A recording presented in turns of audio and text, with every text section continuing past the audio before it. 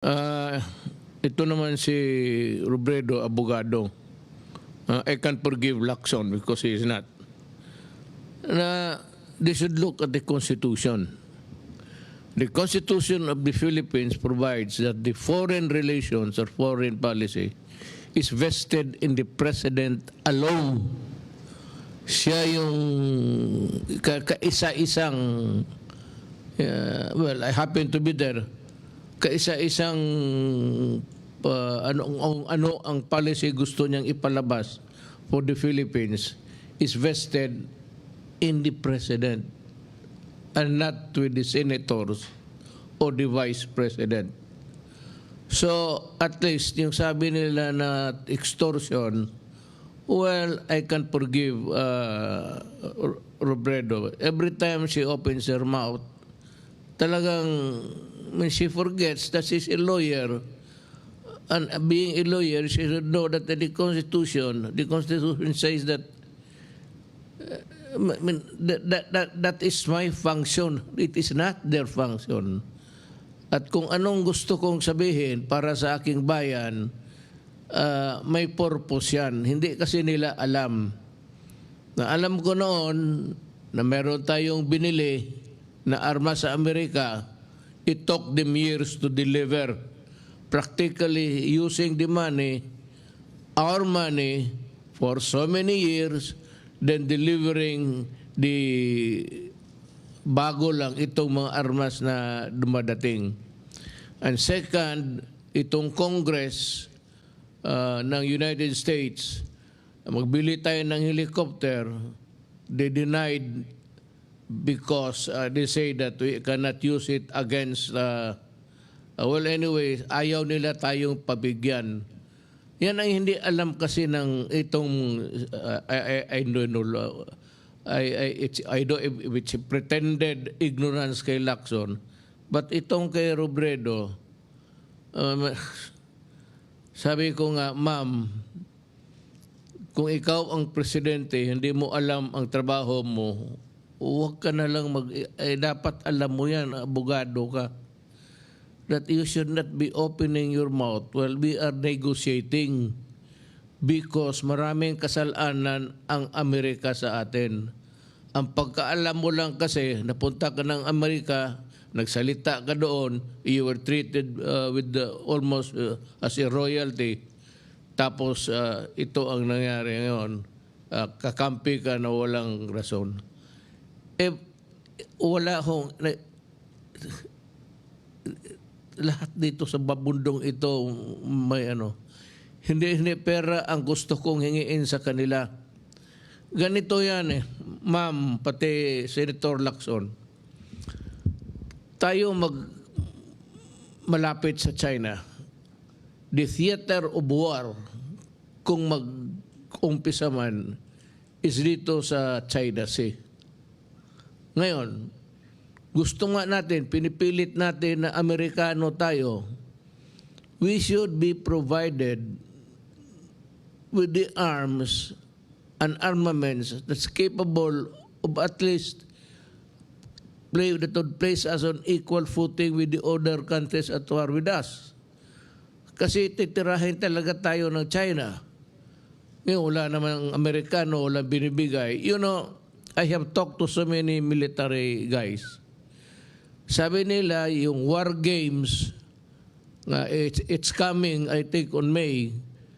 Ang Amerikano, magdala dito ng mga armas, mag-display sila ng mga equipments and everything. Tapos, ng war games, dinadala nila doon sa, tinuturuan nila ang Pilipino paano gumamit during the war games, and then after that, they go home and bring back their equipment. So, nandyan alam ni General Lorenzana yan. Yan ang lamentations ng Pilipino. Yan ang hindi alam ni Robredo. Ang pagkaalam kasi ni Robredo, parang we are nothing wrong with America and the Philippines. Hindi niya alam na kaya ikaw ma'am, I'm sorry to say, you are not really qualified to run for president. You do not know your role in this government. Yung foreign relations with other countries is vested on the president alone. Kaya hindi mo alam kung mapangyayari nung una, antecedent or precedent na may ginagawa itong mga Amerikano parang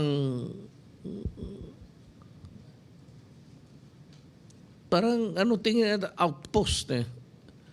Ma'am, alam mo ba ma'am,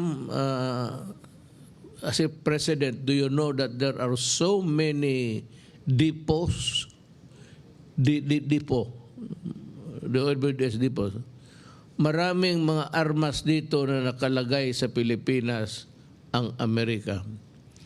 And do you know that they are slowly converting Subic into an American base? Yan ang hindi mo alam at hindi, wala ka sigurong alam. Kaya huwag kang mag-alam, huwag kang magsalita. These are the things that are known to us because I have the reports and I have also the assessments given to me by the Armed Forces of the Philippines. At sinasabi nila kung ano talaga, what's the deal? Anong binigay ng Amerikano? Gawain lang tayong outpost, tapos mag-pro-American ka. Pagputok, ang unang siguro, tanungin kita, kung magsagot ka ngayon, ang unang matamaan kung magkagera ang Amerikano pati Philippines? Alam mo? Kung hindi mo alam, sabihin ko sa iyo, the meltdown will start in Palawan. It's the province that's facing the Spratly and everything there. Kaya hindi mo lang alam, in a worst case scenario, kung may isang gago dyan na magpaputok ng isang rocket, gulo na yan. And the Philippines invariably would be drawn into the vortex of a conflict that is called war. Ngayon, ang mga stations ng Amerikano, tinanggal nga natin yung basis agreement. I would like to read sa necrological services ni Siga. A statement niya why he voted to oust America from the bases. Dapat ito, Bicolano yun si Siga eh.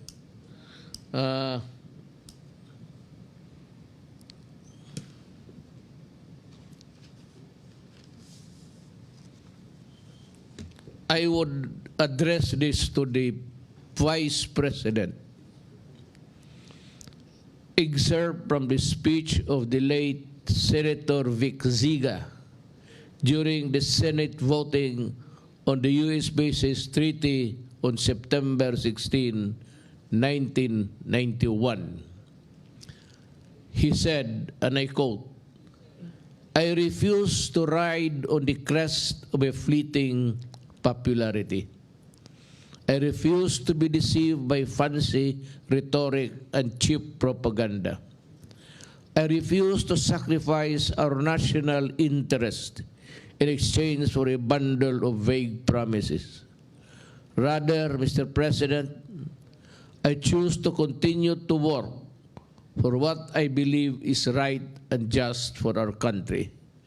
I therefore submit my action to the lasting judgment of history with my conscience and firm conviction as my cause. I vote to the non-concurrence and no, a consensus no to the treaty." Taga Bicol yun, ma'am, at baka may, it says or. Wala kang alam, sabihin mo lang na extortion, How can you say extortion? Nakaraming utang ng Amerikano sa atin, hindi pa tayo nabayaran, tapos sabihin mo extortion. May kinakabahan ako if by chance mapresidente ka.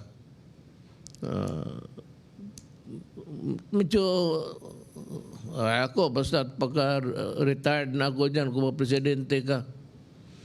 I said, if by unfortunate chance you become the president, please study more. I think that you need a refresher course sa law. That is my advice to you. You do not use this word, mga extortion. When we say you pay, dapat talaga magbayad. Ang tingin mo sa ano ito? Tingin mo sa Pilipinas, koloni ng Amerika? Basta libre na lang lahat. Tayo, kung may ano, bayad tayo. And we are at the mercy of the Americans, whatever they say.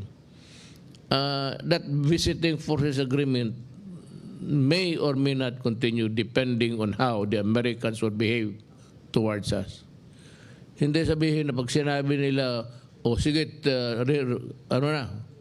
yun na kaagad. I think you should, if I were you,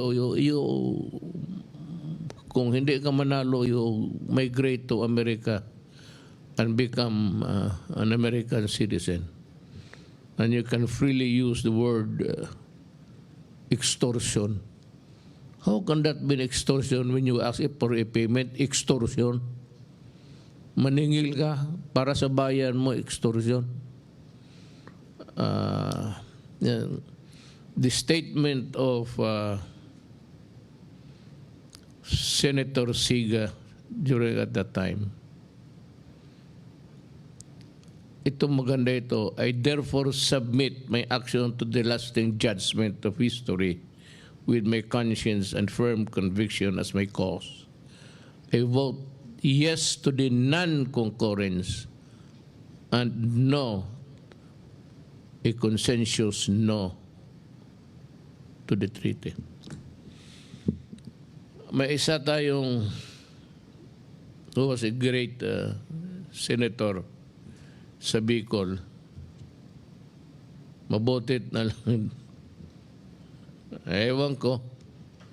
Pero yun na lang po. Salamat sa iyo.